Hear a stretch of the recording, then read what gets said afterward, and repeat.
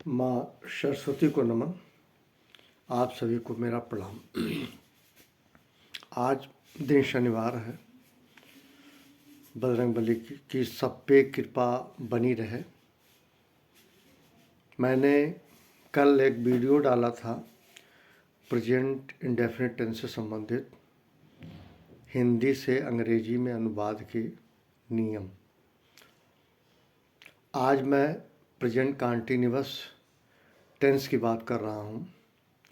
इसमें भी 4 प्रकार के वाक्य बनाए जाते हैं। प्रेजेंट कंटीन्यूअस टेंस को पहचानने का तरीका ये है, यदि वाक्य के अंत में रहा है, रही है, रहे हो, रहा हूँ इत्यादि पाया जाए उसे प्रेजेंट कंटीन्यूअस टेंस कहते हैं। समझने के लिए आसानी से कि ये प्रेजेंट कंटीन्यूअस टेंस है। अब अगर मैं असर्टिव या अफर्मेटिव की बात करूं, मैं सकारात्मक वाक्य की बात करूं, तो स्ट्रक्चर बनाऊं या बताऊं इसके पहले एक चीज़ थोड़ा व्यवहारिक रूप से आप लोगों को, सभी लोगों को बता दूं कि ही का सपोर्टिंग हिज होता है, सी का सपोर्टिंग हर होता है, इट का सपोर्टिंग इट्स होता है, दे का सपोर्टिंग जो है दियर होता है, यू का योर होता है, आई का माई होता है, वी का आवर होता है। पहले तो ये चीज़ जान लीजिए। अब मैं अफर्मेटिव का एक वाक्य बोलूं प्रेजेंट कंटीन्यूअस के अंतर्गत, वो ये है, राम फुटबॉल खेल रहा है। राम फुटबॉल खेल रहा है। तो हिंदी से अंग्रेजी में बनाने के लिए नियम ये है, सबसे पहले सब्जेक्ट, फिर according to subject is, am, are का प्रयोग होगा। उसके बाद B1 यानी वर्ब के फर्स्ट फॉर्म में ING जोड़ेंगे और रेस्ट ऑफ द सेंटेंस होगा। आमतौर पे ऑब्जेक्ट की बात करूं, ऑब्जेक्ट में थोड़ा बड़ा भी हो सकता है, छोटा भी हो सकता है, केवल एक वर्ड का भी हो सकता है, इसलिए मैं कहीं से कंफ्यूज नहीं करना चाह रहा हूं। अब क्या हुआ, सबसे पहले सब्जेक्ट राम है, ठीक है, सबसे पहले सब्जेक्ट राम है। इसी प्रकार से राम के साथ इज लगेगा, ठीक है। उसके बाद जो वर्ब है उसमें ING जोड़ दीजिए, और जो सपोर्टिंग है अगर उसका अपना कुछ होता है, जैसे राम अपनी पुस्तक पढ़ रहा है, राम, तो राम के साथ वहाँ हिज बुक होगा। इसी प्रकार से मैं सीधा एक वाक्य बनाऊं आपको, सीता गाना गा रही है, सीता गाना गा रही है, Sita is singing a song, ठीक है। यहाँ हर का प्रयोग नहीं हुआ है क्योंकि यहाँ ये नहीं है, उसका कुछ इंडिविजुअलिज्म में रिकॉग्नाइज हो रहा है। जैसे एक तीसरा एग्जाम्पल देता हूँ, मैं अपना पाठ याद कर रहा हूँ, I am learning my lesson, my lesson, मैं अपना, आई के साथ माई। ये इसलिए बताए, इसको कभी कभी लोग कंफ्यूज होते हैं, तो क्लियर कट जान ले, आई के साथ माई, वी के साथ आवर, इट के साथ इट्स, दे के साथ दियर, ही के साथ हिज, सी के साथ हर। इसलिए मैं बता रहा हूँ। तुम स्कूल जा रहे हो, सब्जेक्ट यू, यू के साथ are, you are going to school, तुम स्कूल जा रहे हो, ठीक है, you are going to school. ये इसका, अब ये जान लीजिए, मैंने ये कहा था कि अकॉर्डिंग टू सब्जेक्ट, तो इसमें बहुत ज़्यादा कंफ्यूज नहीं होना है। आई के साथ एम का प्रयोग होगा, यू के साथ आर का प्रयोग होगा, बी के साथ आर का प्रयोग होगा, दे के साथ आर का प्रयोग होगा। मेन ये जान लीजिएगा, बाकी जो प्रोनाउन थर्ड पर्सन का, ही, सी, इट, इसके साथ हमेशा इज का प्रयोग होगा। कुल मिला के प्रोनाउन का जो थर्ड पर्सन का प्रोनाउन है वो प्लस इंडिविजुअल सिंगुलर नेम इनके साथ इज लगेगा। बाकी मैक्सिमम प्लूरल में आर लगेगा। आर को रिकग्नाइज करेंगे, आई को छोड़कर आई के साथ मैं लगेगा।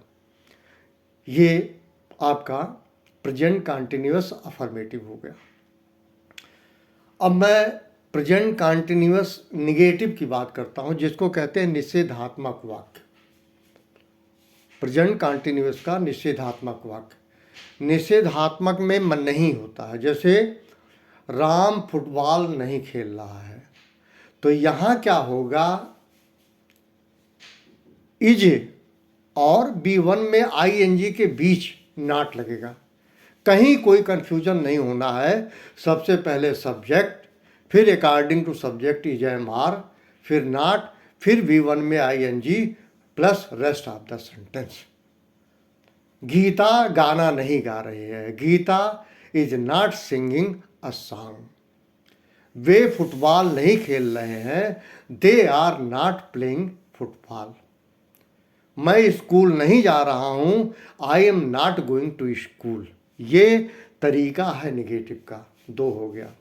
तीसरा इंटेरोगेटिव। इंटेरोगेटिव जो है ये प्रश्नवाचक चिन्ह है और प्रश्नवाचक वाक्य है। क्या गीता स्कूल जा रही है? अब क्या करना है, जो सहायक क्रिया थी जय मार, उसको सबसे पहले ले लेंगे, फिर उसके बाद सब्जेक्ट लेंगे, फिर V1 में ING plus rest of the sentence होगा। तो मान लीजिए क्या सीता गाना गा रही है, तो हो जाएगा is Sita singing a song. क्या राम फुटबॉल खेल रहा है, तो इज राम प्लेइंग फुटबॉल। क्या मैं घर जा रहा हूं, am I going to home. क्या तुम अपना पाठ याद कर रहे हो, यहां हो गया are you learning your lesson. और लास्ट में साइन ऑफ इंट्रोगेशन लगेगा, जबकि अफर्मेटिव निगेटिव में फुल स्टॉप लगेगा। चौथा लास्ट है इंटेरोगेटिव एंड निगेटिव। प्रश्नवाचक भी है और निषेधात्मक है। जैसे क्या राम अपना पाठ नहीं याद कर रहा है, तो आपको कुछ नहीं करना है। जैसे आपने इंट्रोगेटिव में किया सब ठीक है, केवल इंट्रोगेटिव एंड निगेटिव में सब्जेक्ट के बाद आप नॉट लगा दें। सब्जेक्ट के बाद आप नॉट प्लेस कर दें, आपका इंट्रोगेटिव एंड निगेटिव का सेंटेंस कंप्लीट हो जाएगा। जैसे क्या मैं अपना पाठ नहीं याद कर रहा हूं, am I not learning my lesson. क्या तुम किताब नहीं पढ़ रहे हो, are you not reading book. क्या वह गाना नहीं गा रही है, is she not singing a song. ये इस तरह से, जैसे कल मैंने फ्राइडे को डाला था प्रेजेंट इंडेफिनिट को लेके affirmative, negative, interrogative and interrogative and negative. हालांकि जो वर्तमान बुक है, नई बुक है, उसको उन्होंने इंट्रोगेटिव को एसोसिएट किया हुआ है इंट्रोगेटिव एंड निगेटिव से। लेकिन मैंने जो जिस तरह से पढ़ा था उस तरह से कोशिश कर रहा हूँ आपको समझाने के लिए। वो ये है, 4 प्रकार के वाक्य होते हैं, affirmative, negative, interrogative and fourth is interrogative and negative. इसमें बहुत कहीं परेशानी में मत पड़िएगा। ये बहुत सीधा और सरल है, और इस वीडियो को देखिएगा और इस स्ट्रक्चर को नोट कर लेंगे, आपको मदद मिलेगी। इसके अलावा अगर 4-5 वाक्य अभ्यास कर लेंगे तो आपसे कभी त्रुटि की संभावना प्रेजेंट कंटिन्यूअस के अंतर्गत नहीं बनेगी। इस प्रकार आपका प्रेजेंट कंटिन्यूअस टेंस का स्ट्रक्चर 4 प्रकार के वाक्य का पूर्ण हुआ। और इस आशय से मैं इस वीडियो को भेज रहा हूँ, बेसिक जो बच्चे हैं या जो राइजिंग एज के या ग्रोइंग एज के बच्चे हैं, जिसको कहते हैं टीन एज का भी बच्चा, 13 साल से 19 साल तक का बच्चा, 13 to 19 इनको टीन एज कहा जाता है। ये बच्चे आसानी से ट्रांसलेशन को बगैर किसी डर भय के समझ सकते हैं। इन्हीं शब्दों के साथ हम आप सभी को प्रणाम करते हैं। Thank you very much.